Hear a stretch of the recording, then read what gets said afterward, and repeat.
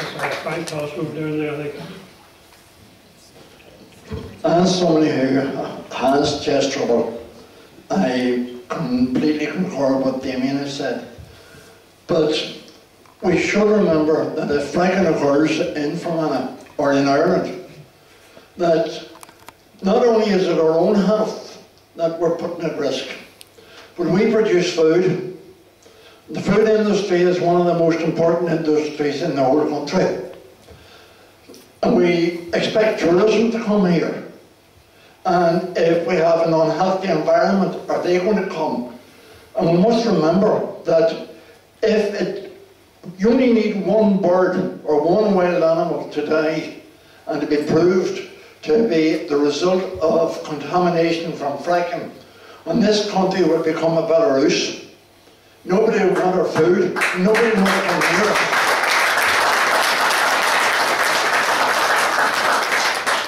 And just finally, and I'm not trying to put pressure on anybody, but Tom has said, and the Green Party lady, I forget her name, have said they're prepared to say, and John, to sign a petition for have this stopped.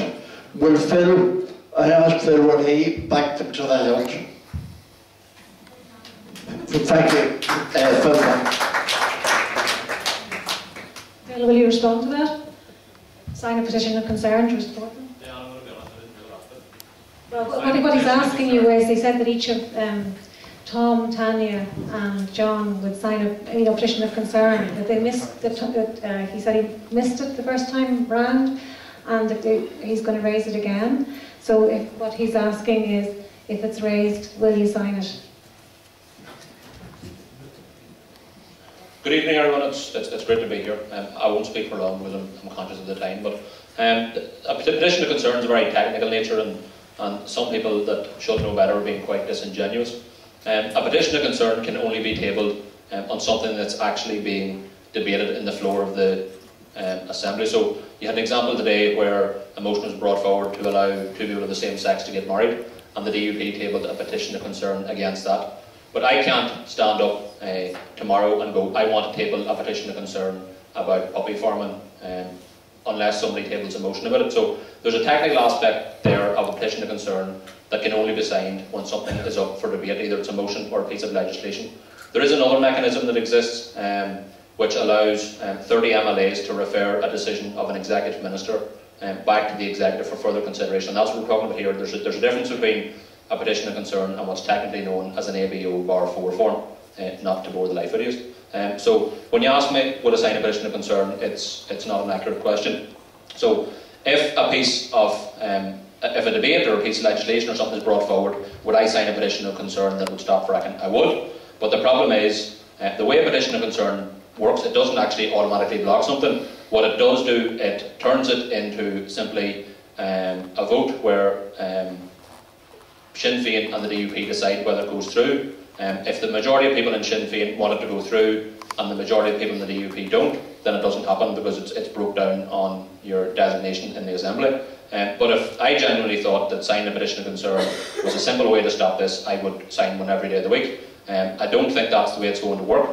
The way I think this needs to work is that there's actually a bill brought forward to ban completely the unconventional exploration and extraction of gas. That's the language we need to be looking towards. I've been asked in the past to do things like look for public inquiries and sign pledges of this nature. And whilst I genuinely don't see any problem with it, the problem I do see it is you're getting into another review which decides whether fracking is safe or not. We're all here because we all agree, even the four panellists from four different political parties all agree that fracking's not safe and it's not a good idea. So I don't think looking for reviews strategically the language we need to be using. We need to be looking for a ban completely on the exploration and extraction of unconventional gas. So if signing a petition of concern was actually going to work, I'd do it. In terms of the last ABO4 form that Stephen raised to refer the decision back to the executive, that was something we considered long and hard. We got evidence or legal advice through the committee, and the legal advice was that Arlene Foster was acting within the law, so there was very little scope open for a legal challenge. In terms of the decision to refer it back, what that does is it then refers it back to the executive for the ministers around the executive table to take a decision. The parties around the executive, there's different views. There is no executive policy in this because we can't get agreement, so not just on fracking, but on the unconventional exploration and extraction of gas. So that's what we need to be looking at. If I think signing a petition of concern is the way to go, I'll do it. But once again, I can only sign a petition of concern on something that's up for debate in the Assembly.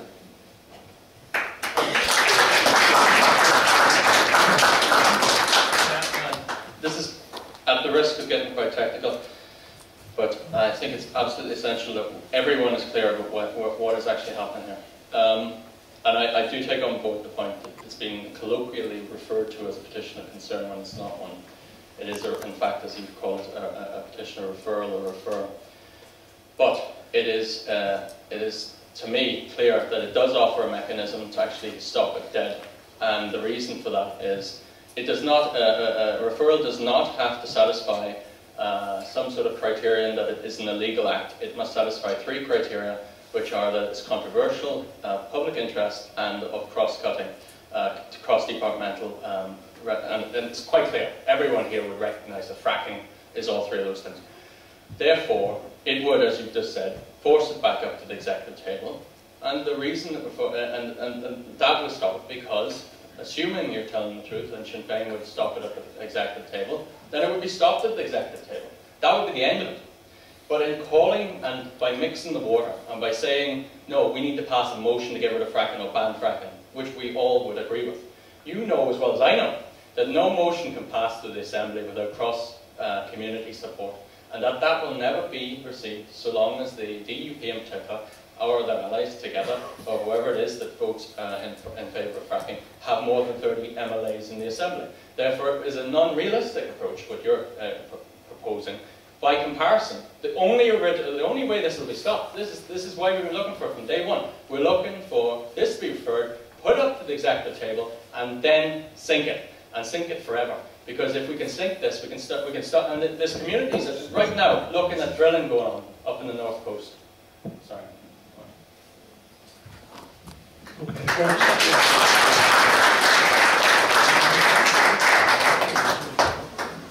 I just wanted to ask a question. I've been worried about this for a long time. I'm just a mum, kids to worry about. But I could never understand the whole argument of bringing fracking here was about money, and that it would bring money.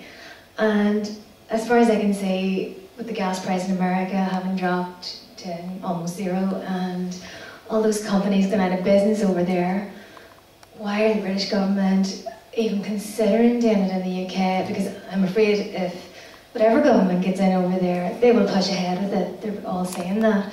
So I'm wondering, as much as we can do here, we're dependent on our block grants. So it really, really worries me on what government will get back in there and what we can do about it.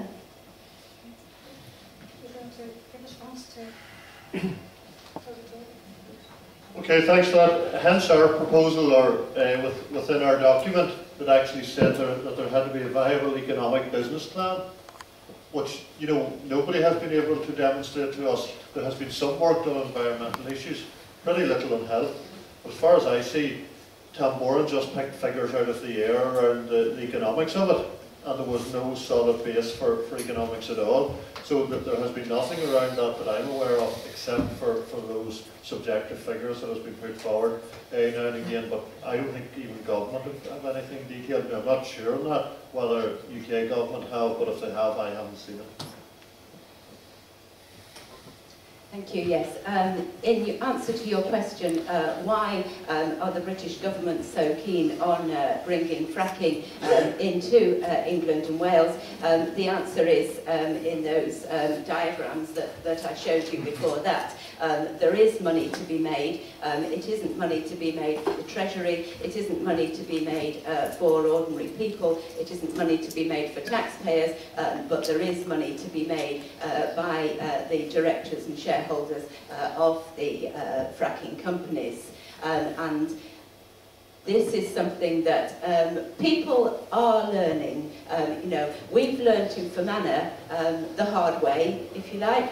We've had to learn before other people, but people across communities in England and Wales and Scotland are appreciating what is happening now, and they are putting pressure on their MPs. And there is going to be a move within the House of Commons towards more and more MPs defying their party line and voting against fracking. And that's why I want to be there with Caroline Lucas to lead that campaign.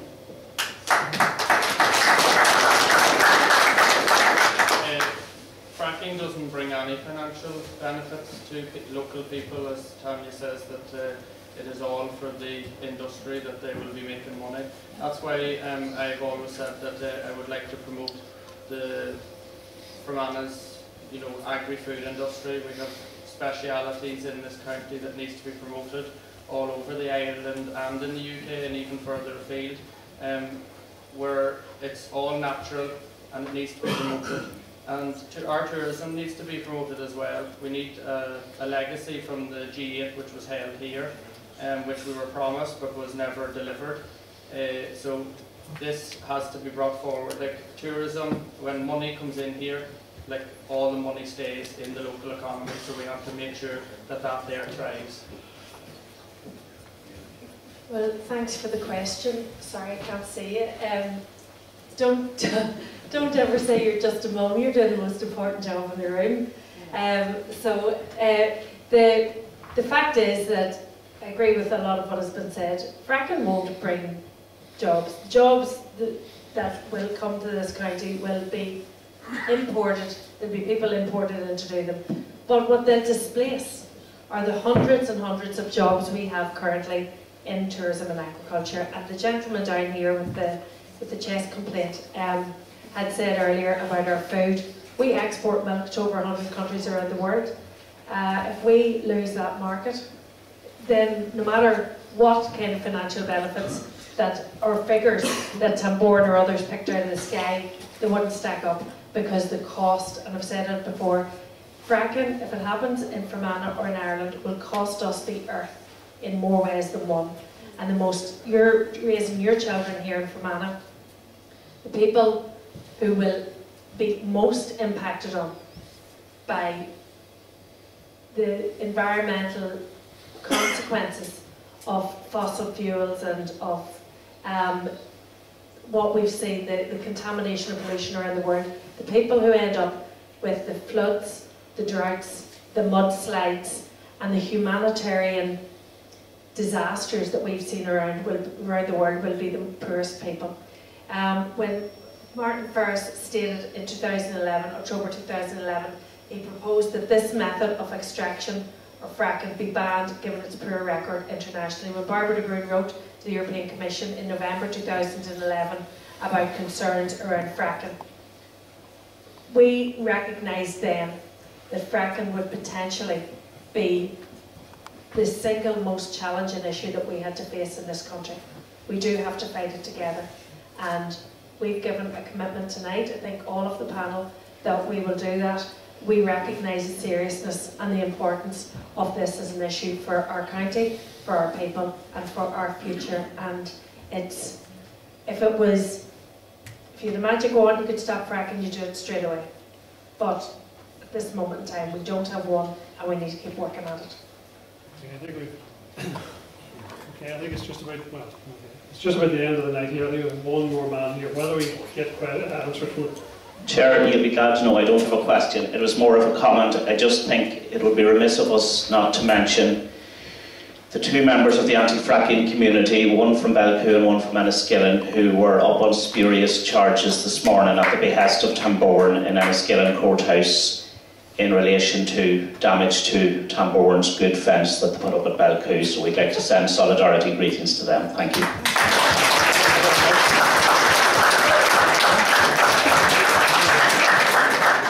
Okay, ladies and gentlemen, I think we've... Can I just ask one more question? No, but it is an important one, because right, as far as I understand, There's a motion in front of Fermanagh and Omagh District Council. This is more for our councillors, but people here represent parties. And there's a motion that was passed last August while the situation in Balcoo was going on, which says that Fermanagh and Omagh District Council are opposed to boreholes associated with fracking.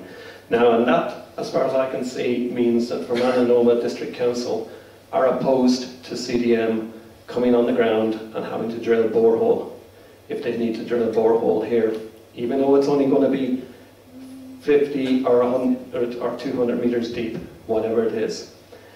So what I'm going to suggest is working offline with the councillors to put in plan something that the council will take legal action, because they have passed a motion, and to work with the executive officers of the council to ensure that CDM Smith do not come on here into Fermanagh and try and drill boreholes, and have a legal document in place, have our cogs in place before the industry gets a foothold here. Thank you.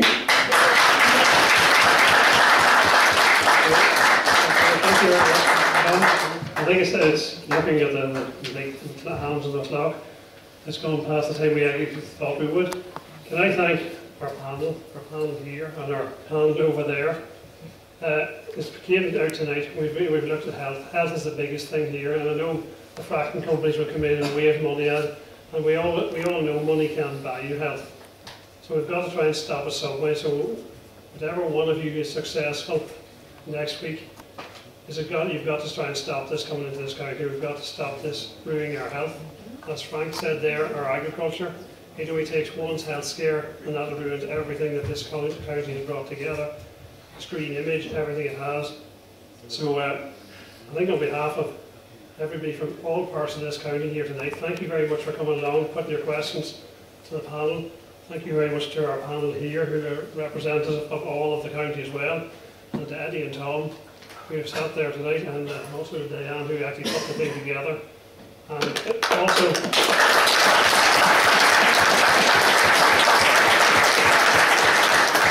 I think our land committee, who have been tasked with this, something that came on us, but thank you very much. They're sitting down in the corner there, some of them. So thank you very much for coming along. Thank you for supporting the whole thing, and hopefully we can overturn this in the future. Thank you very much.